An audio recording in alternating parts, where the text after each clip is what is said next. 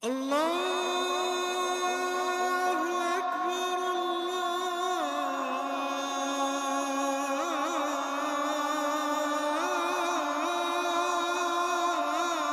Akbar, Allahu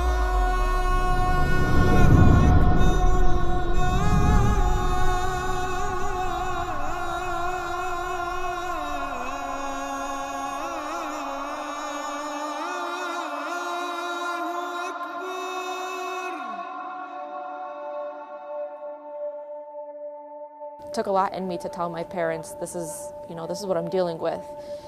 And a lot of the times it was just, come on, Dad, come on, Mom. It's mental toughness. Like, you're a strong girl, strong, independent person. You can get over it. It's all in your head. At the end of the day, I didn't choose for it to be in my head. I woke up one day and gradually it became the thing that it is right now. And it's like a monster. It really is. I wouldn't wish anxiety upon anyone.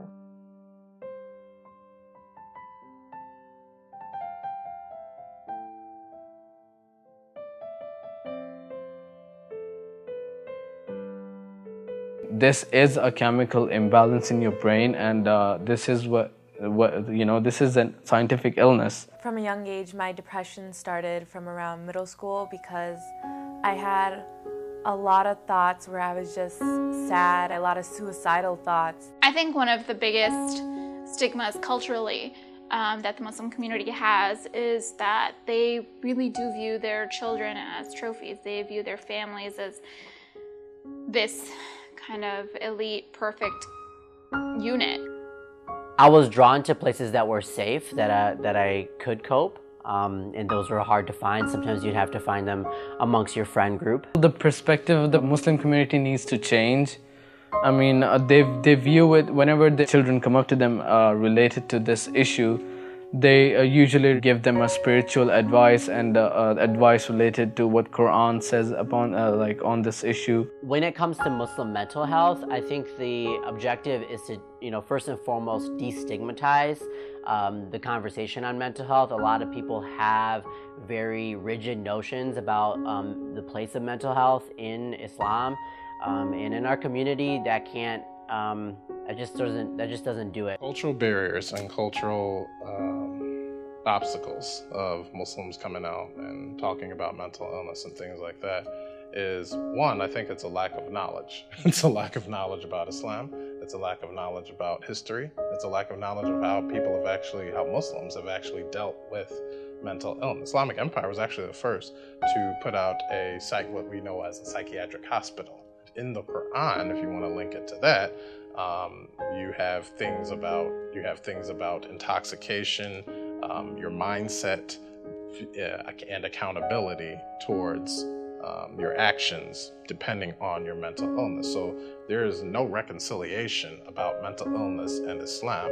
This is simply, I believe, people's ignorance about, one, their religion, and two, their history. We need to have a greater knowledge, not only about our religious tradition that is very open about what people are going through and how to help them, but also sort of responding to people's needs in our community. A lot of times we use a lot of jargon, religious jargon or cultural jargon to sort of undermine what people are going through, whether it's some specific type of trauma or anxiety. Actually, I did not know about that she is struggling. My daughter, she went to the psychiatrist hospital. I did not think that she has any mental illness or anything. And then after they give the medicine, a lot of people, they did not like, these kind of stuff. They're telling the doctor, they're telling the friends.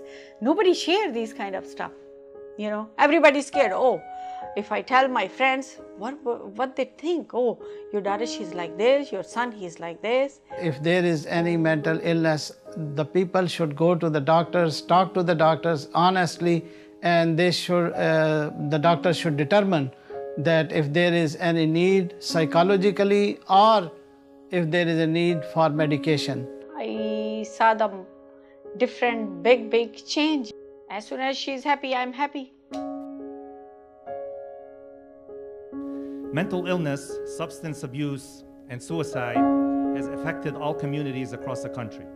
Its impact on individuals and their families is devastating. This community in particular has had its share of tragedy.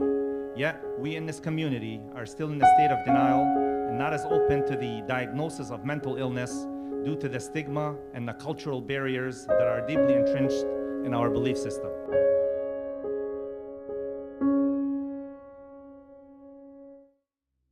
The impact the Institute of Muslim Mental Health made in the community is it raised awareness at a number of different levels. It raised awareness at different levels in terms of lay Muslims, just everyday people, in terms of the conference, in terms of the workshops and different things that the Institute has done, and also now the imams, now leaders and political different people at different levels of office. So it raised an awareness that the importance of Muslims' mental health was an issue to be at the forefront. You know, you keep reading that this is the area where you have the largest Muslim population.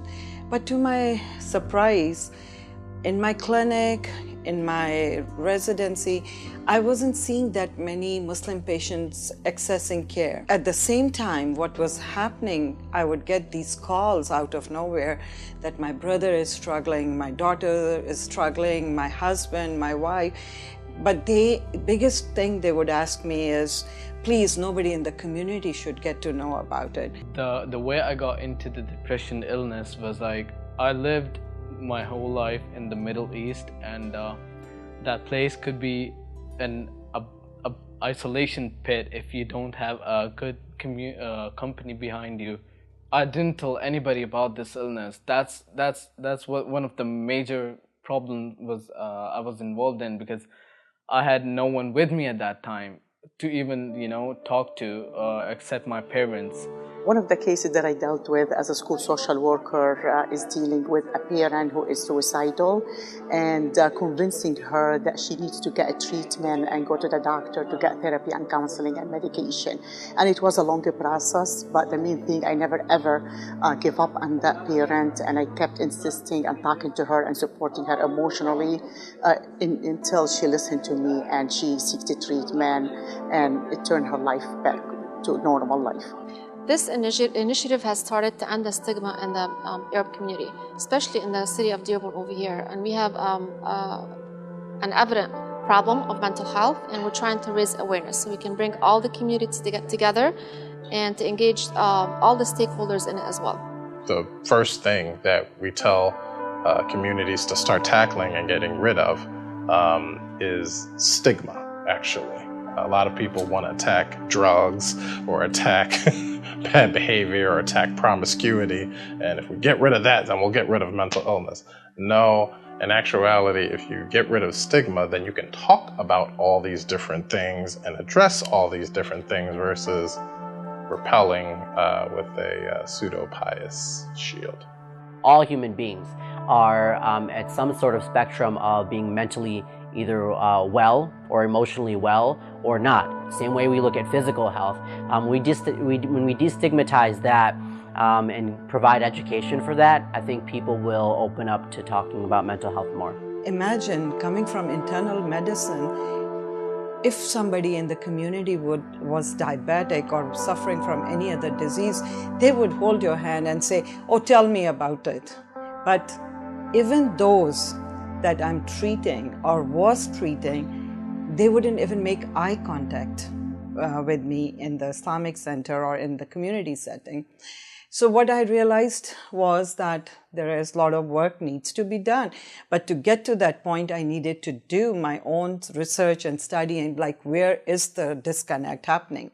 So interestingly, I did participate in a health fair at the Islamic Center where there were eye checks, blood pressure checks, and things like that. And I put a big sign of mental health screening. And guess what? Not even one person stopped at my desk to ask me what does that mean? Muslim psychiatrists that are out there, they face a lot of stigma too, because they're not seen as doctors. You're not treating anyone, you're just talking to them, and that's not right. the correct thinking to have. So we definitely do need more individuals out there in social work, in in psychiatry and psychology, working towards making a difference and raising awareness for this subject. We need people to discuss it. We need people to talk about it.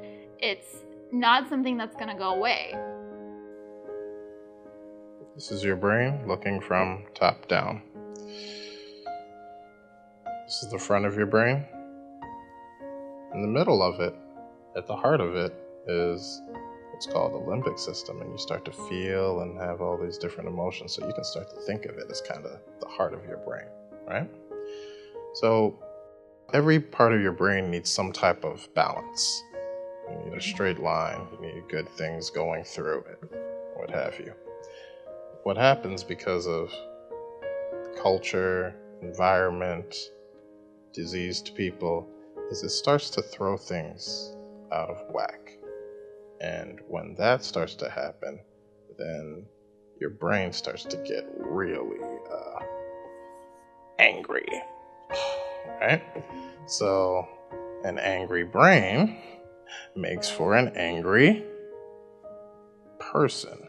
If you have a happier brain through better lifestyle, healthier people, and then you start to balance some of these things out. Your serotonin, which is a chemical that helps, dopamine in this front that starts to help. Then what we're trying to do is make for a happy person. A happy brain means a happy person.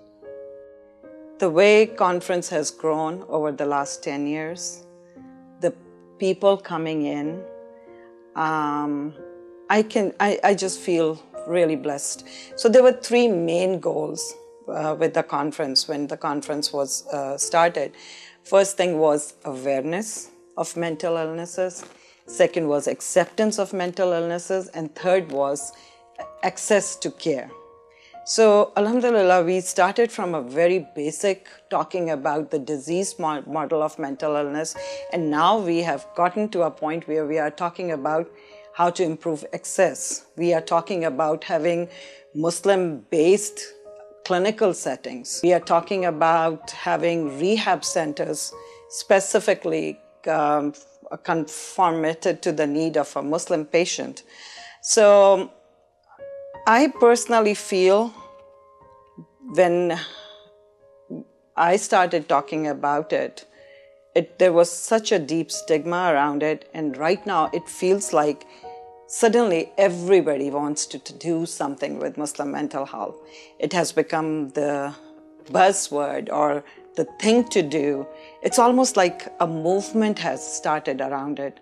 And to me, I cannot take the full, this is all the conference, but I do feel that we have contributed in creating that comfort zone where people can come out and be open about it and talk about it without any shame or a stigma. So let's say we have been able to break the conspiracy of silence.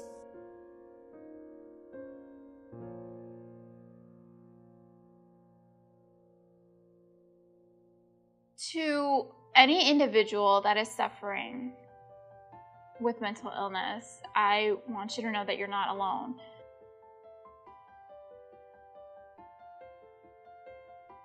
That you will get through this. You will find your relief.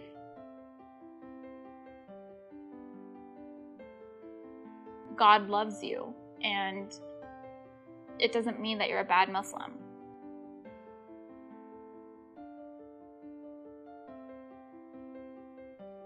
It doesn't mean that you're not worth anything.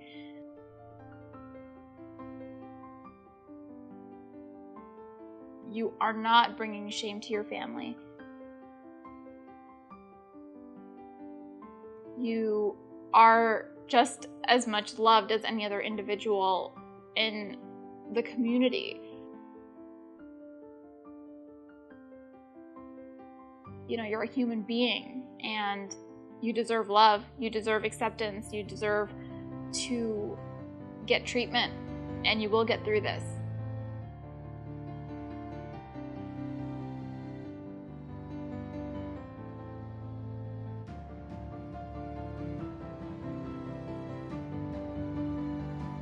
My name is Rabia Tour. Madeline Berry. Zain Shamoon. I'm a Pakistani Muslim American. I'm a Muslim. I'm an Albanian Pakistani Muslim. I'm a Muslim. I struggle with high anxiety. I have suffered from clinical depression. I'm suffering from anxiety. Depression, anxiety, and body dysmorphia. I am enough. I am enough. I am enough. And I am enough. She is enough.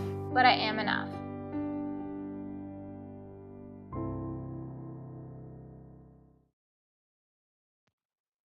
Allah